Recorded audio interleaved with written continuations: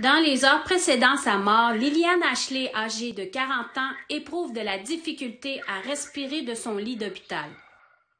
Son mari, Corey Ashley, est à ses côtés et il a tourné cette vidéo après avoir imploré les membres du personnel hospitalier de lui donner de l'oxygène.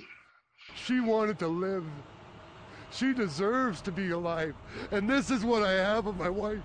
Maintenant, alors qu'il recueille les cendres de sa femme à Calgary, à quelques 200 km de chez lui, Corey Ashley remet en cause son traitement à l'hôpital Hanna.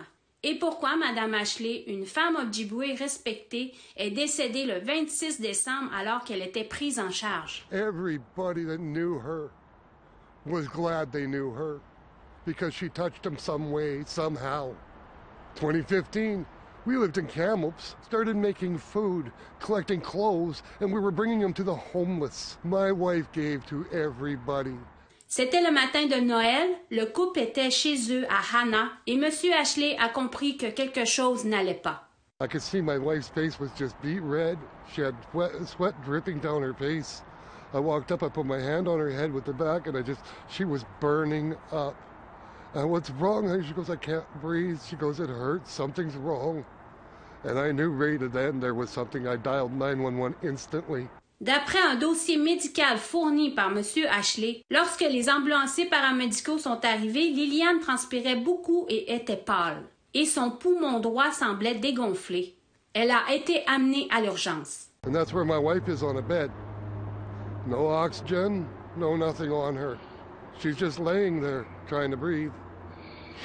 I went right up to my wife and I put my arm on her. Are you okay, Dave? She goes, I can't breathe. I need help breathing. I can't breathe. I need air. And she was shaking. She was scared.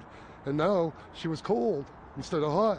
Nous avons fait un électrocardiogramme, une radiographie de ses poumons et un écouvillonnage pour la COVID-19, puis la radiographie ne montrait aucune anomalie et la question d'une infection à la COVID-19 était écartée. Monsieur Ashley dit qu'il a demandé à plusieurs reprises que son épouse reçoive de l'oxygène. Elle avait été hospitalisée pendant près de 2 heures sans oxygène. Frustré, il s'est mis à enregistrer. Dans cette vidéo, on peut entendre les infirmières dire à Monsieur Ashley que les ordinateurs sont en panne et que des résultats de tests sont requis avant de pouvoir administrer tout autre traitement. On les entend aussi commenter sur l'utilisation par Mme Ashley de méthadone, un analgésique que lui avait prescrit son médecin de famille pour soigner une douleur à l'abdomen.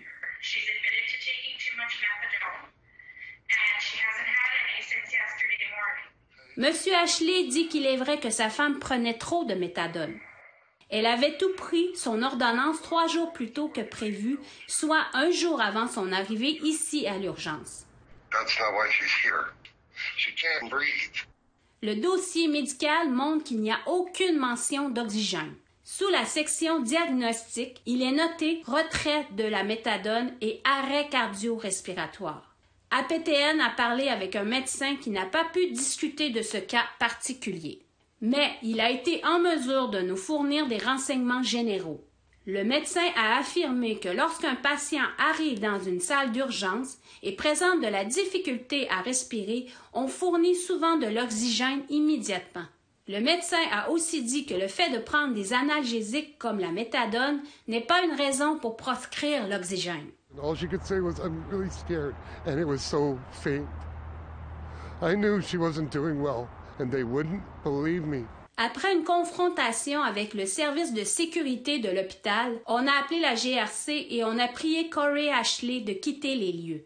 Le dossier médical montre qu'on avait donné de la gymnastique respiratoire à Mme Ashley. Du stationnement de l'hôpital, M. Ashley poursuivait son enregistrement. On entend un agent de la GRC qui transmet des renseignements du médecin de Mme Ashley.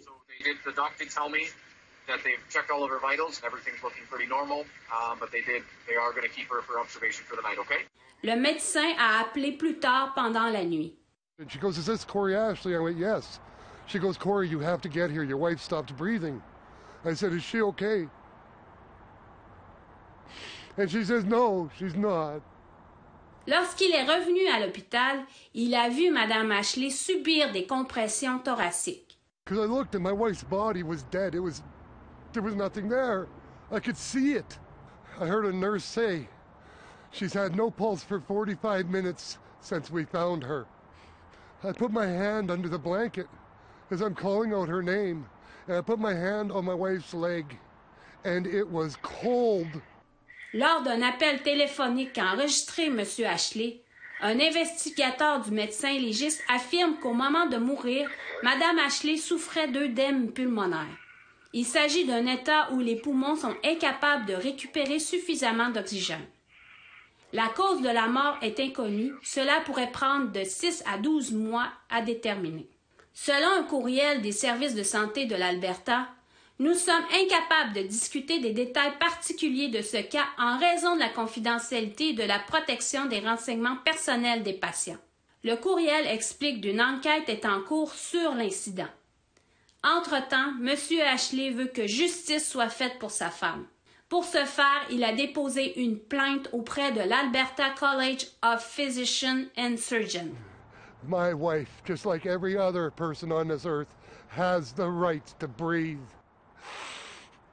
Un reportage de Tamara Pimentel, Nouvelle nationale d'APTN, Calgary.